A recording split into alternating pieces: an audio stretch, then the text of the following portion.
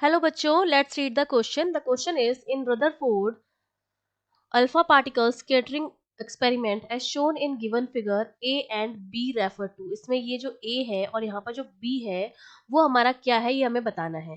तो देखिए इसके की कॉन्सेप्ट में सबसे पहले हमें कुछ बेसिक्स पता होने चाहिए रदरफोर्ड के अल्फा स्कैटरिंग मॉडल के बारे में। ठीक है, रदरफोर्ड ने ये जो अपना अल्फा स्कैटरिंग मॉडल दिया था, अल्फा स्कैटरिंग मॉडल, इससे रदरफोर्ड को क्या पता चला, स्कैटरिंग एक्सपेरिमेंट और मॉडल, इससे दो चीजें पता चली। एक तो एटम का मोस्ट ऑफ द पार्ट जो है वो क्या है, खाली है, और दूसरा इसके बीच में कुछ ना कुछ क्या है, पॉजिटिव चार्ज है, क्योंकि जो भी रेस जा रही थी इस तरह से, अल्फा पार्टिकल्स की रेस जा रही थी वो मोस्टली क्या है, इसको क्रॉस कर जा रही थी इस तरह से। ठीक है, कुछ रेस जो थी वो इस तरह से रिफ्लेक्ट होकर वापस आ रही थी। ठीक है, इस डायरेक्शन में गई और यहाँ से वापस आ गई थी, और कुछ जो हो रही थी वो क्या हो रही थी, अट्रैक्ट हो रही थी इस तरह से।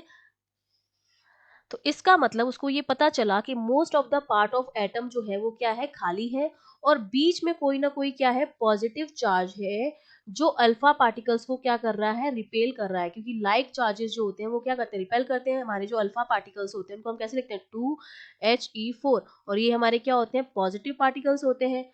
अगर बीच में कुछ पार्टिकल्स जो है वो वापस आ रहे हैं, इसका मतलब बीच का कुछ पार्ट जो है वो हमारा क्या है, पॉजिटिवली चार्ज है, और बाकी जो पार्ट है वो हमारा खाली है। ये हमें पता चला था अल्फा स्कैटरिंग एक्सपेरिमेंट से।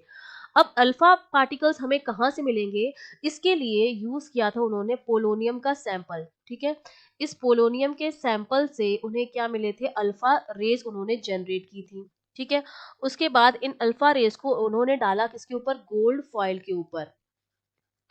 ठीक है, क्योंकि गोल्ड फॉइल की जो थिकनेस होती है वो बहुत ही कम होती है।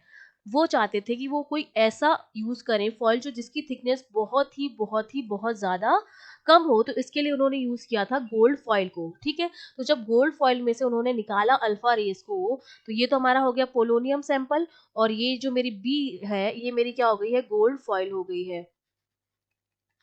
ठीक है, और यहाँ पर हमारी फ्लोरोसेंट स्क्रीन है जहाँ पर हमें इसको स्टडी कर रहे हैं माइक्रोस्कोप से। तो यहाँ पर जब हमने इस फ्लोरोसेंट स्क्रीन पर देखा तो हमने देखा कि most of the alpha rays जो है वो तो क्या हो रही है, उससे बाहर निकल रही हैं। ठीक है, इसका मतलब खाली है वो पार्ट, उसमें किसी तरह का कोई चार्ज नहीं है। लेकिन मिडल में कुछ एक दो रेज जो है वो रिफ्लेक्ट होकर क्या आ रही हैं, वापस आ रही हैं। इसका मतलब बीच में कुछ पॉजिटिव चार्ज है जो इस अल्फा पार्टिकल के पॉजिटिव चार्ज को क्या कर रहा है, रिपेल कर रहा है। इसको उन्होंने क्या नाम दिया था, फिर न्यूक्लियस नाम दिया था। तो उन्होंने पता लगाया कि एटम के बीच में क्या होता है, न्यूक्लियस होता है। तो ए तो मेरा हो गया पोलोनियम सैंपल, और बी मेरा हो गया है गोल्ड फॉइल। तो हमारा जो बी ऑप्शन है वो आपका क्या हो जाएगा, करेक्ट हो जाएगा। I hope you understood well, all the best.